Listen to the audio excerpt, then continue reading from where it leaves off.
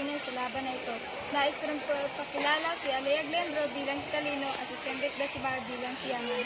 Ano ba ang mas mahalaga?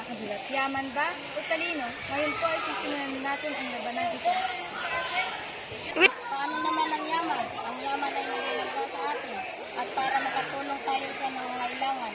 At mas mahalaga, Mahalaga ito upang maging daan sa ating kinabukasan at para sa akin, yan ay pinakamahalaga dahil ang talino ay nagbibigay sagot sa iyong katanungan.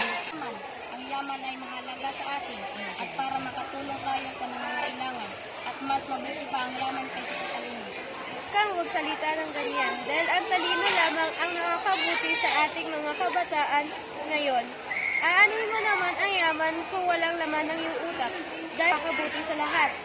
Aanin mo naman ang talino kung wala kang kayamanan. At yun ang kanilang pangarap.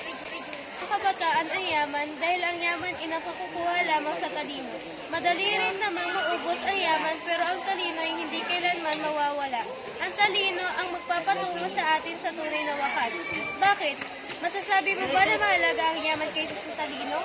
Oo, dahil ang yaman lamang ang nagbibigay kaya... Ang yaman lamang ang nagbibigay kapangyarihan sa kabataan.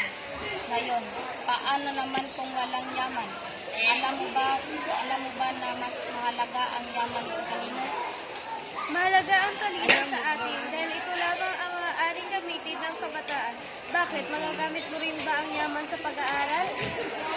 Oo, magagamit ko iyon kung kailangan kong maghanap ng mga informasyon at paghahanap ng mga detalye tungkol sa ating aralin kung kailangan kong maghulog ng pera at mag-connect sa wifi para makahanap ako ng ibang detalye. Abay, bawal yan. Dapat isariling gawa lang ang kailangan at dapat sa original ang pagkakagawa ng mga gawain o aralin natin. Abay, itigil nyo na yan. Pareho naman kayong magaling. Ngunit ang sa akin lamang ay mas tama si talino. Dahil makapag-aral ka na mabuti, galing sa iyong sagot sa iyong utak. Ngunit ang yaman naman ay magagamit mo lamang sa tamang paraan. Dito na po matatapos ang aming pagbabalaghan.